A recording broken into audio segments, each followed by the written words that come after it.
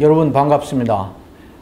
우리 설교자 하우스 2023 여름 캠프에 등록하시고 또 사전 워크숍 서비스 과정을 함께 하기 위해서 우리 이 단톡방에 들어오신 여러분들을 위한 프로그램을 이제 진행하려고 합니다. 이번 우리 캠프의 주제는 이미 아시는 바대로 익숙한 본문을 새롭게 살려내는 설교입니다. 우리가 설교하는 설교자로서, 설교를 듣는 청중으로서 설교자와 교인 모두가 늘 직면하는 정말 해결하기 힘든 어려운 문제 가운데 하나는 이것입니다. 설교자는 이 본문만 보면 이 본문 가지고는 늘 그 말만 해와서 늘 해오던 말이라 딱히 새롭게 무슨 할 말이 없는 본문이 너무 익숙한 그 본문. 듣는 사람들은 저 본문만 들고 나오면 늘 그 말씀만 하셨기 때문에 이제는 본문 읽는 것만 들어도 오늘 무슨 말씀이구나 하고 다 짐작이 돼버려서 끝까지 설교를 들을 필요가 없는 빤히 보이는 설교. 이것이 문제입니다. 이 문제를 어떻게 해결할 것인가 여러 방법을 할 수 있습니다. 설교의 형식을 바꾼다든지 무슨 재미있게 한달지 시간을 줄인달지 여러 방법 하지만 그러나 이번 캠프에 이제 우리가 이 문제를 한번 정면 돌파해보자 하고 저희가 내놓는 구체적인 한 가지 방법은 그것입니다. 본문을 접근하는 관점을 새롭게 하자. 없던 본문을 새로 만들자는 것이 아니고 이제 다 아니까 낯선 직통계시를 받자라는 것도 아니고 지금까지 익숙해 있던 이 본문을 새로운 관점으로 보자. 그래서 낯선 메시지를 하자는 게 아니라 이게 그 말이었어? 이걸 그렇게 볼 수 있다고? 라는 신선함으로 본문을 새롭게 접하게 해서 실적으로 본문을 살려내는 그러한 설교를 해보자. 제가 내건 주제가 새로운 관점으로 본문을 살려내는 설교라는 주제에 집중해서 제가 이제 3시간 강의를 할 것이고 개회기도회 때 우리 황대현 박사님이 시범 설교를 할 것이고 폐회기도회 때 제가 익숙한 본문, 여러분이 그 본문만 보면 무슨 말이지 하는 그 본문인데 그거를 관점을 바꿔서 새로운 관점으로 접근하니까 어떤 설교가 나오는가 하는 것을 시범 설교를 하게 될 것입니다. 우리가 이번에 마감을 3주 땡겨서 일찍 한 이유가 있습니다.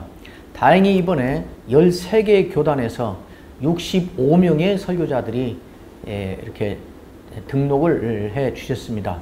또 이 비포 서비스, 사전 워크숍 하는 이 과정 중에서 오늘 한 본문, 그리고 다음 주에 한 본문, 그리고 혹시 여러분의 여건이 허락하면 우리 강사들이 한두 분을 제외하고 우리 스태프와 함께 다 같이 등장하는 줌 강의를 캠프 개강하기 전에 한 번쯤 모여서 사전에 익숙하게 하고 간단한 강의도 할 수 있으면 하고 그래 볼까 합니다. 그러나 그 몇 분이나 참석할 수 있을지 모두 다 여건이 될지 그거는 아직 확실히 몰라서 장담할 수는 없습니다. 지금 제가 이 영상을 이렇게 드리면 바로 이어서 새로운 관점으로 본문을 살려내는 설교라는 것을 염두에 두고 그것을 실제로 해볼 수 있는 이제 워크숍을 할 것입니다. 오늘 다룰 본문은 누가복음 1장 26절에서 38절까지입니다. 가브리엘 천사가 와서 마리아에게 예수님의 수태고지의 일을 하는 그 수태고지 이렇게 다 알려져 있는 아주 익숙한 본문입니다. 이 본문을 떠올리면 거의 심지어 평신도들까지도 거의 모든 사람이 익숙함 혹은 선입관 혹은 고정관념이 한 3개 정도 있습니다. 그게 놓고 그러면 이 관점이 아닌 다른 새로운 관점으로 이 본문을 접근할 가능성이 있는가? 그 문제를 제시하려 하는 것입니다. 그래서 이제 여러분이 처음 드리는 시트를 프린트를 해서 놓고 보셔야 됩니다. 질문이 계속되니까 여러분 질문을 잘 보셔야 됩니다. 해석의 문제는 결국은 질문의 문제입니다. 무엇을 물을 것인가, 어떻게 물을 것인가에 의하여 해석이 결정되는 것입니다. 다시 말합니다. 해석의 문제는 결국 질문의 문제입니다. 질문의 문제는 결국은 관점의 문제입니다. 본문을 느껴보고 자꾸 읽어보고 부딪혀보고 하는 가운데에 본문이 그 안에 나를 이런 관점으로 다가와 달라고 던져놓은, 담아놓은 관점들이 있습니다. 그걸 포착하는 것입니다. 그걸 근거로 해서 그 관점으로 이제 질문을 던지며 시작하는 것입니다. 이번에 드리는 이 누가복음 1장 26절로 38절에 제가 제시한 새로운 관점은 은혜란 무엇이냐, 그 관점으로 한번 이 본문을 보자 하고 제안하는 것입니다. 그래서 그 관점으로 누가복음 1장 26절에서 38절까지를 여러분들이 천천히 제가 던지는 질문에 따라서 따라오도록 설교를 위한 본문 탐구와 묵상, 질문 시트가 파일로 여러분에게 이제 바로 이어질 것입니다. 이거를 천천히 해보셔야 됩니다. 공부하는 마음으로. 그러면 어느덧 하는 가운데 제가 제시하는 이 관점으로 이 본문을 파악하고 그 속에 여러분이 빨려 들어가게 될 것입니다.